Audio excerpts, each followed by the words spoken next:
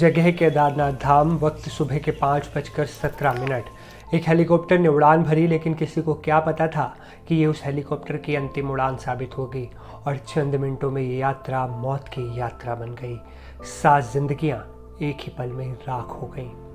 नमस्ते, मैं हूं असीम और आप देख रहे हैं NDTV।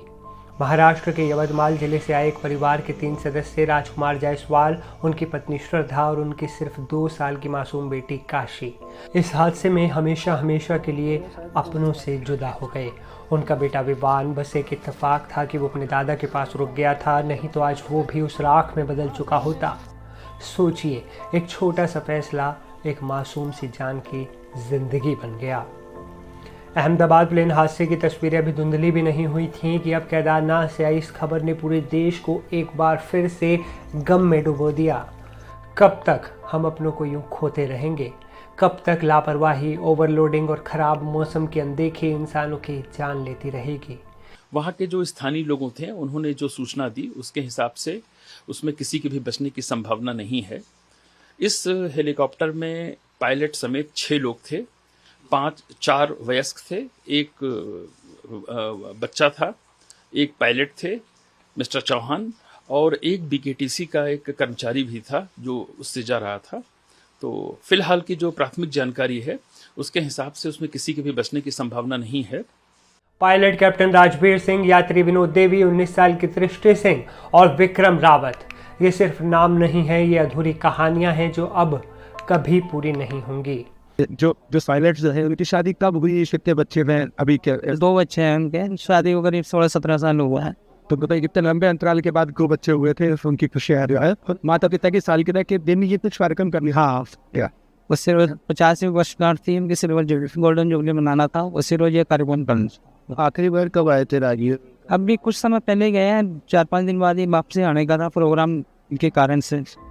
लेकिन अचानक इतनी तेजी से दुर्घटनाओं की संख्या बढ़ने को कहीं ना कहीं लापरवाही से भी देखा जा रहा है, क्योंकि उत्तराखंड में खराब मौसम में हेलीकॉप्टर उड़ाना और उसके मेंटेनेंस को अनदेखा करना भी दुर्घटनाओं का कारण बताया जा रहा है।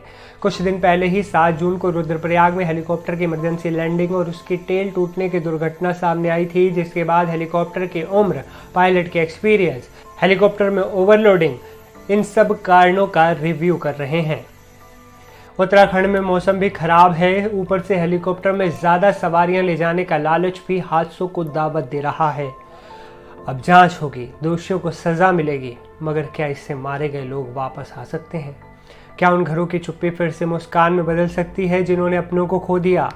एक तरफ उत्तराखंड के CM पुष्कर सिंह धामी ने अगले आदेश तक 4 धाम में हेलीकॉप्टर सेवा पर रोक लगा दी है, और साथ ही इनको गंभीरता से लेते हुए हमने तत्काल एक आपातकालीन बैठक बुलाई है और उस बैठक में निर्देश दिए हैं कि एक सख्त SOP बनाई जाए, जिसमें किसी भी कीमत पर जो हमारे DGCA के रूल हैं, मानक हैं, उनके मानकों के साथ किसी भी प्रकार का कोई भी ढिलाई न बरती जाए। और जो उच्च हिमालयी क्षेत्र हैं, उच्च हिमालयी क्षेत्रों में चलने वाले पायलटों को उसका अनुभव हो, ये एविएशन कंपनियां भी सुनिश्चित करें।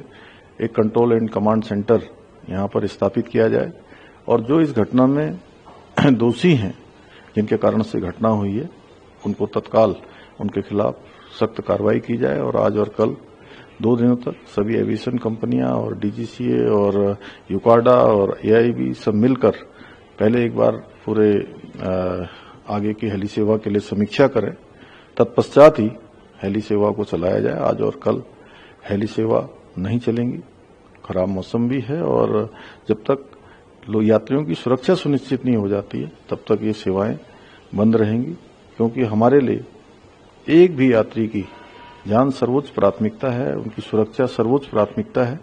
उसी के आधार पर आगे इन सेवाओं का संचालन होगा। वहीं महाराष्ट्र के मुख्यमंत्री फडणवीस ने भी इस हादसे पर दुख जताया। केंद्र और राज्य सरकारें जांच के आदेश दे चुकी हैं, लेकिन असल सवाल यही है, क्या हमारी धार्मिक यात्राएं सुरक्षित हैं? क्या हम हर बार अपनी श्रद्धा की कीमत अपनी जान देकर चुकाएंगे? जायसवाल परिवार की इस अनहोनी ने पूरे देश का दिल तोड़ दिया है। वो केवल यात्री नहीं थे, वो किसी के बेटे थे, किसी की बेटी, किसी के माँ और किसी का पूरा परिवार। अब वक्त आ गया है कि श्रद्धा के साथ साथ सुरक्षा को भी सबसे ऊपर रखा जाए, ताकि अगली यात्रा अंतिम यात्रा न बन जाए। श्रद्धांजलि केदारनाथ हेलीकॉप्टर हादसे में जान गंवाने वाले सभी यात्रियों को।